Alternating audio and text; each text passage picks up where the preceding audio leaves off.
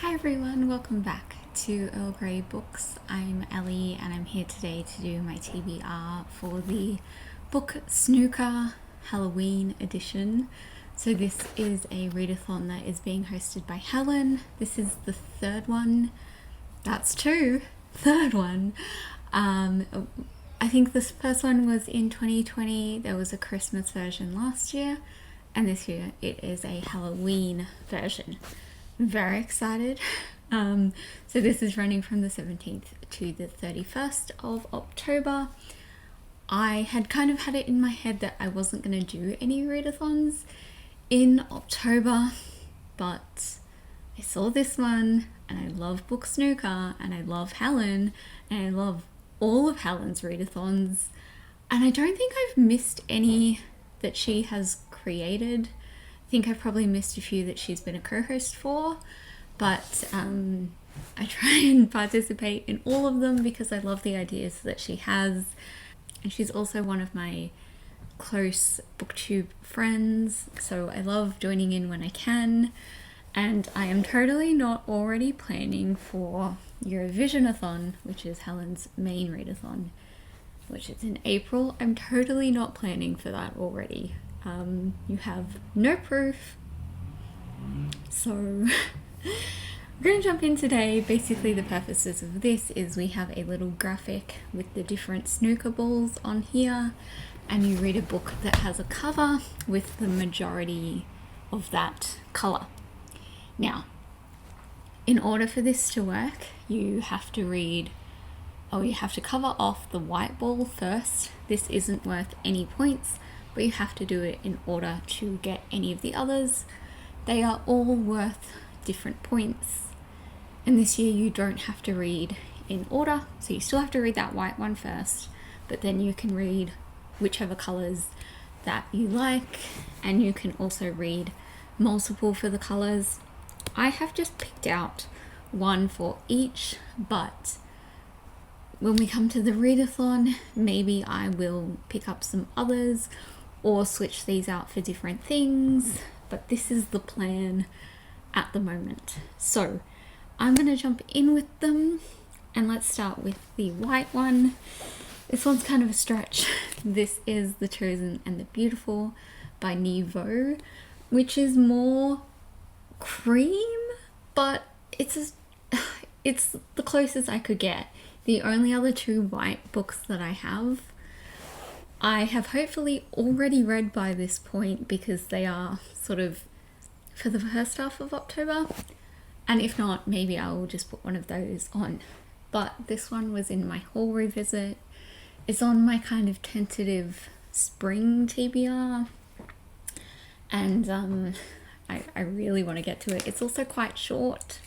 This is a Gatsby retelling from the perspective of, is her name?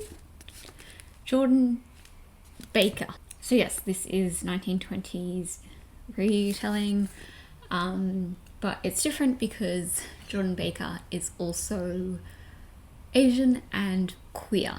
So that sounds fantastic, and I'm super excited for it. I love The Great Gatsby. It's one of my favorite classics, so high hopes for this one. The next color is orange, and I have The Wolf Den by Elodie Harper. This was on my Make Me Read TBR, and I didn't get to it. It was 5th or 6th, I think. I can't even remember now, but I just all of a sudden really want to read this ever since they put it on that list and it didn't get read. I was like, just really in the mood for some Greek mythology at the moment, and this one has been sitting on my shelves for a little while, so it feels like a good one to read. This one is also set in, I realized I just said Greek mythology, and it's set in Pompeii, which is in Italy, so it's Roman. I think there's a mythology aspect, or it may just be Roman history. Anyway, I'm excited for it anyway, but I am feeling very in the mood for that Roman Greek mythology-esque thing at the moment. So this one and maybe some other ones might get picked up this month. Next one is purple. So I'm going with The Kiss Curse by Erin Sterling for this one. I'm actually going to be listening to this one on an audiobook, so I have already started it because I'm really bad with audiobooks. I think this is about 8 hours long, and that will quite possibly take me the entire month of October to listen to. So I will not finish it by the time this readathon starts. So that's the one I thought I'd chuck on there. This is the sequel to the X-Hex, and this follows that character's cousin and another one of the Welsh brothers.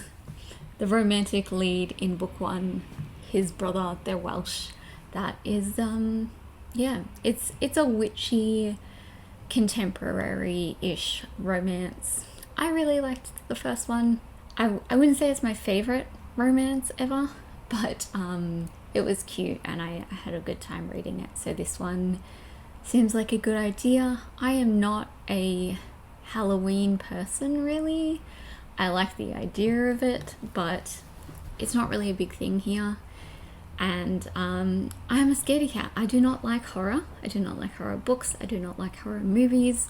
So like witchy, cute romance is going to be pretty much the extent of my Halloween celebrations. Next one is for green, and I'm going with a KU book for this one, which is Kindle Unlimited. I'm going with Forest for the Trees by Kilby Blades, I think. I just realized I've put it on there and I haven't put the author. I think that's right. The cover will be here anyway. This is another contemporary romance.